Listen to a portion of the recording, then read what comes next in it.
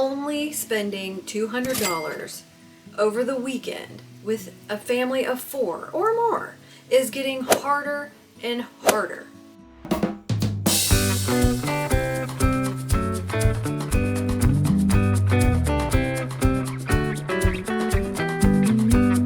If you're anything like us, part-time RVers, we don't do this full-time, and you like to schedule weekend getaways that are more, maybe just a little bit more than just parking somewhere in a gravel lot with nothing to do, no trees, just RV parked on gravel, and you have kids to entertain, and you want to enjoy your weekend, well, you know, sometimes that can be more expensive than we really wanted it to be.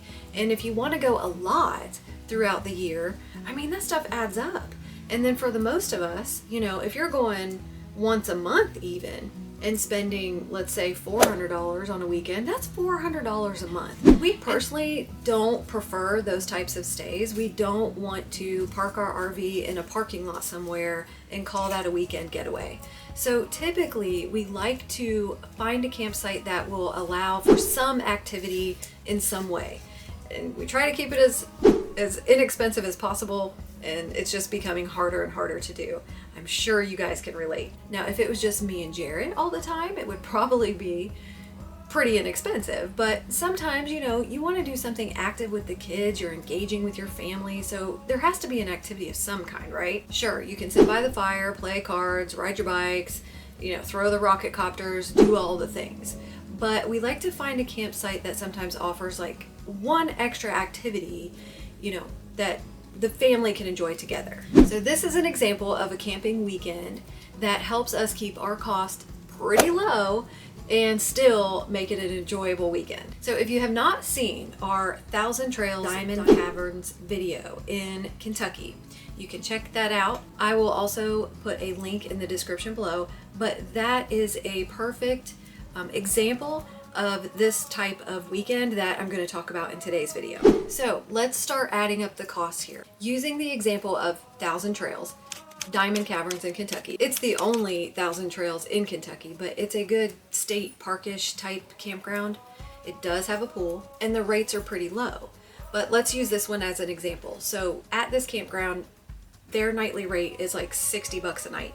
Okay, so 2 nights will be 120 bucks. Now, I'm not going to throw in tax, let's just call it 120 bucks and we'll go from there. What we like about this particular campground is that there are some things to do. It's near Mammoth Cave, so you can either hike, or if you've got bikes, whether they're regular bikes or e-bikes, there's a biking trail that will take you from Diamond Caverns to Mammoth Cave. It's about 6 miles, but it's a great trail and it keeps you out in nature, it keeps you active, it's something your family can do. And if you don't have bikes, well, you can hike it, you can walk it. And then of course there's always the Mammoth Cave tours if you wanted to go do something a little more like touristy or adventurous or like vacation-y. It does offer that as well because it's so close to Mammoth Cave. So again, this is just an example of this type of campground that offers just a couple more things than just sitting at your campsite. So we've already spent $120 on the campsite. Throw in firewood for 2 nights. Let's say 6 bundles at $5 a piece would be $30. So another $30. You're gonna wanna have fire both nights. And then let's just throw in 40 bucks for gas to get there. That's going to fluctuate, of course, on your type of vehicle and the distance you're driving, but we'll just say maybe 40 bucks got you there. So already we're at $190. Well, what else do we have to do when we're there? Let's break it down and talk about it. If you want to leave this at only $190, we're done. We spent it on the site, on firewood, and gas. Now, we have to eat, so we have to throw in food. Unfortunately, but even if we weren't camping, we would be eating anyway. So I don't always add that in, but let's go ahead and add it in and break it down in like one of the most expensive examples I can give on how I would feed 4 people as inexpensively in 2 days as I can. Let's say for breakfast, we're having pancakes. You can buy a quick pancake mix that has just water added, that's it, and those are about $5. Say you didn't have syrup and that was $6. So breakfast for 2 days cost you $11. That's pretty cheap for 4. You're gonna need a pack of waters. Let's throw in $5. Moms and dads and teenagers, you're gonna need coffee. So throw in another $8 for whatever kind of coffee you like.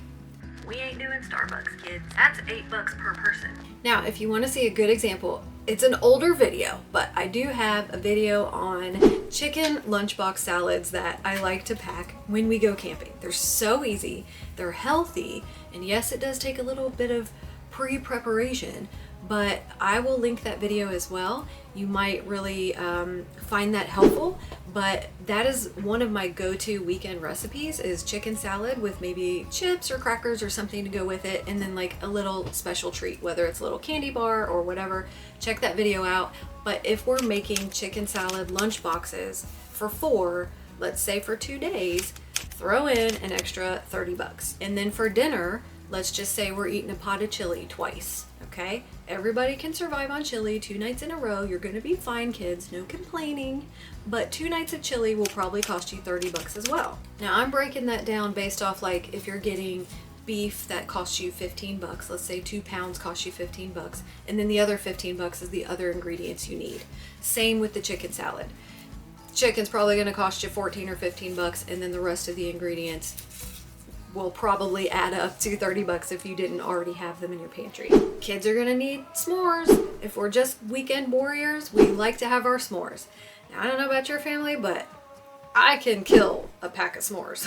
So we're definitely doing s'mores that weekend. And let's just estimate chocolates, the grams, and the marshmallows cost you $12. We're gonna throw in an extra $20 for miscellaneous stuff. And that's because if y'all got kids, there's gonna be miscellaneous stuff. Drinks, snacks, chips, whatever your kid needs. Let's just tack on 20 because we know that's real life. So if I did my math correctly, all that should total $116, and that's to feed 4 for 2 days. Breakfast, lunch, dinner, and snacks. And coffee. That's just water. We're not buying soda, we're not buying all the sugary stuff, and if we did, that's calculated in that $20 miscellaneous fund. So $190, and then if you calculate the food that you're gonna bring, let's add the $116, and then if you do want to do, like, say for example, a Mammoth Cave tour, or some kind of tourist attraction thing that costs you about $25 a person for 4 people, that's another $100.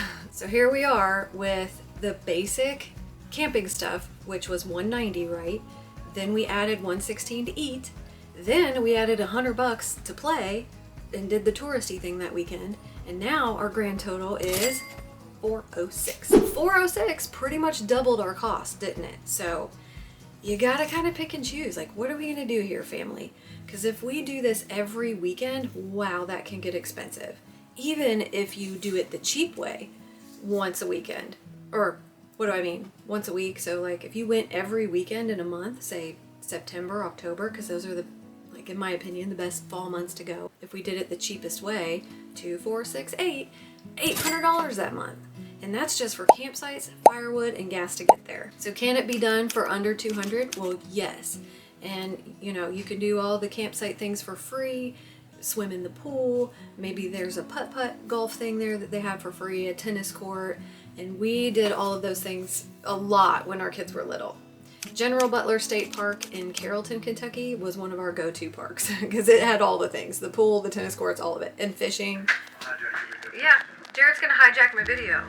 Here he comes. So I was on recreation.gov when I was booking this site, looking around, and the amount of times that we stayed at General Butler in 2015 and 16 was, I think that's the only place we ever camped. Probably. It was kind of crazy. And it's a great place. Hey, but it was cheap. It was very cheap. That's exactly my point. Anyway, so I hope that video was helpful in some way. We like to keep things as simple as possible when we weekend camp, and hopefully that was a realistic breakdown of how we try to keep it cheap.